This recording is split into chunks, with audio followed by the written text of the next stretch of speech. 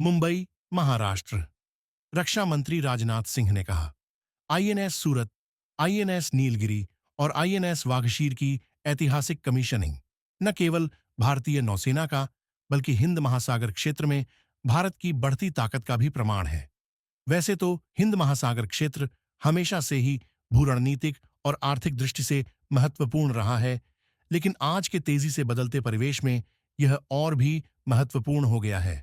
आज हम कह सकते हैं कि पूर्व में जो महत्व अटलांटिक महासागर का हुआ करता था, वो आज हिंद महासागर की ओर आ गया है।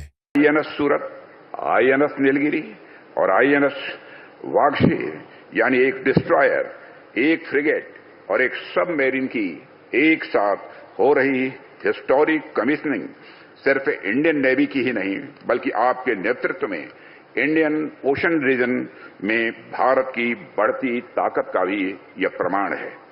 साथियों, वैसे तो इंडियन ओशन रीजन में हमेशा से जियो स्ट्रेटेजिक और इकोनॉमिक दृष्टि से यह रीजन महत्वपूर्ण रहा है, परंतु आज के तेजी से बदलते हुए परिवेश में यह और भी महत्वपूर्ण हो गया है।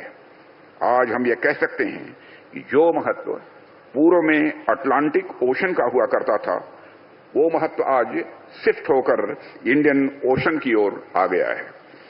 दुनिया के ट्रेड और कॉमर्स का एक बहुत बड़ा हिस्सा इस क्षेत्र से होकर गुजरता है। इसके अलावा आज जियो स्ट्रेटेजिक कारणों से यह क्षेत्र इंटरनेशनल पावर राइवलरी का भी एक हिस्सा स्वाभाविक रूप से बनता जा रहा है।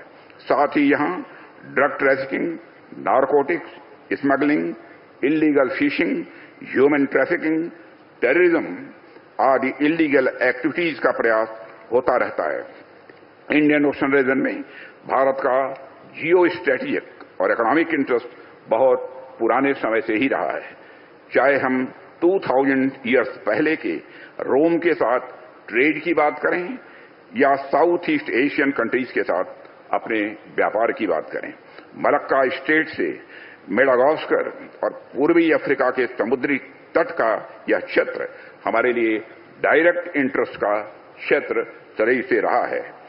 आज भी वॉल्यूम के अनुसार भारत के ट्रेड का 95% हिस्सा इसी रीजन से जुड़ा हुआ है।